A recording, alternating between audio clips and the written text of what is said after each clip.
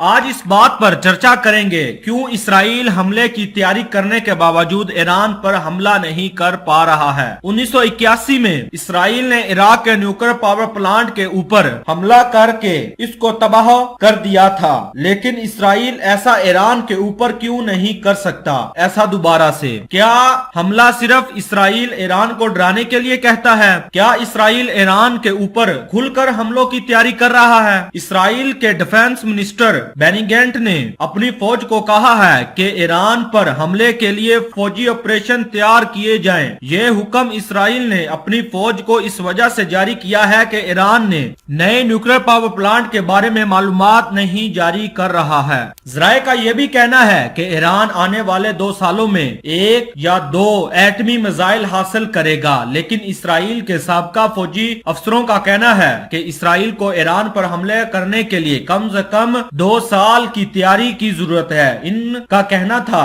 کہ ایران کے nuclear power plant کو فوجی کارروائیوں سے روکنا اتنا آسان کام نہیں ہے۔ اس کی بڑی وجہ ایران کے نیوکلیئر پاور پلانٹ پورے ایران میں پھیلے ہوئے ہیں، کچھ تو زمین کے نیچے ہیں جن پر حملوں کا کوئی بھی اثر نہیں پڑے گا۔ ان کا ماننا ہے کہ اسرائیل کی فوج کو ایران کے نیوکلیئر پاور پلانٹ کو تباہ کرنے کے لیے بار بار حملہ کرنا ہوگا، جو مناسب نہیں ہے۔ امریکہ بھی اس طرح کے حملے کے خلاف ہے، لیکن دیکھا جائے تو اس طرح کے حملوں کی طاقت صرف اور صرف امریکہ کی فوج میں ہے۔ ایران 2015 کی نیوکلیئر ڈیل کو قبول نہیں کرنا چاہتا ہے۔ 2015 میں نیوکلیئر ڈیل کو ڈونلڈ ٹرمپ نے ختم کر دیا تھا۔ پچھلے 20 سال سے اسرائیل ایران کے نیوکلیئر پاور پلانٹ کو خفیہ طریقوں سے نقصان تو پہنچا رہا ہے، لیکن ایران کے نیوکلیئر پاور پلانٹ کو مکمل طور پر تباہ نہیں کر پا رہا ہے۔ اس کی مثال ایک یہ بھی ہے کہ 2020 میں ایران کے سینئر سائنٹسٹ جس کا نام محسن فخری زادہ تھا،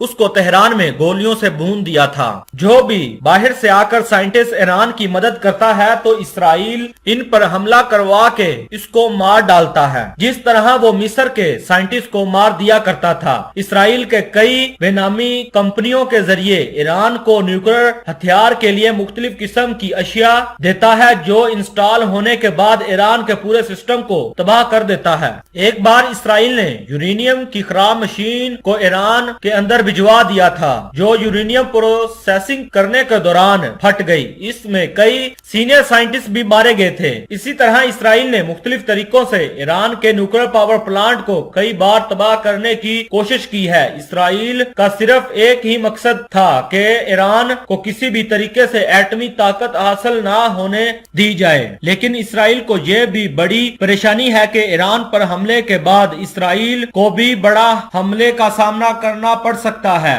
اسرائیل پر لبنان کی جانب سے حزب اللہ اور غزہ کی پٹی سے حماس اس پر حملہ کر سکتا ہے۔ دونوں گروپ ہی اسرائیل کے انتہائی قریب ہیں۔ اس کے علاوہ ایران کی خود فوج بھی اسرائیل پر حملہ بول دے گی، یعنی اسرائیل پر 3 طرفہ حملہ ہو سکتا ہے۔ سیریا بھی اس حملے میں حزب اللہ اور حماس اور ایران کی مکمل طور پر مدد کر سکتا ہے، اور ایران اسرائیل کے سارے رنوے توڑ سکتا ہے اور اسرائیل کو منہ توڑ جواب دے سکتا ہے، کیونکہ ایران کے پاس سرفیس ٹو سرفیس میزائلوں کا بہت بڑا ذخیرہ موجود ہے، جو اسرائیل کے آئرن ڈوم پر بھاری پڑ سکتا ہے۔